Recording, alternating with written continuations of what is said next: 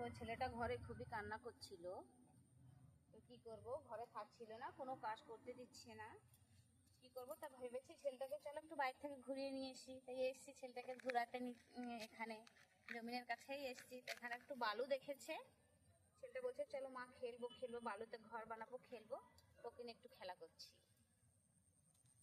এমনি বিকাল এখন 7টা বাজতে গেল, মৌসুমটা আজকে খুবই ভালো আছে। দেখো এখন সূর্য ডুবছে, ওখানটা লাল লাল হয়ে আছে,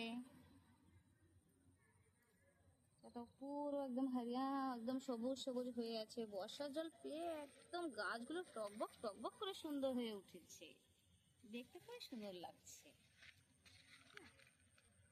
ছেলেটা ঘরে যেতেই চাচ্ছে না, বাইরেই ভালো লাগে, বাচ্চাদের বাইরেই ভালো লাগে, বাচ্চারা বাইরেই খেতে খুবই ভালোবাসে। এখন বিকাল হয়ে গেছে, এখন বলবো ঘরে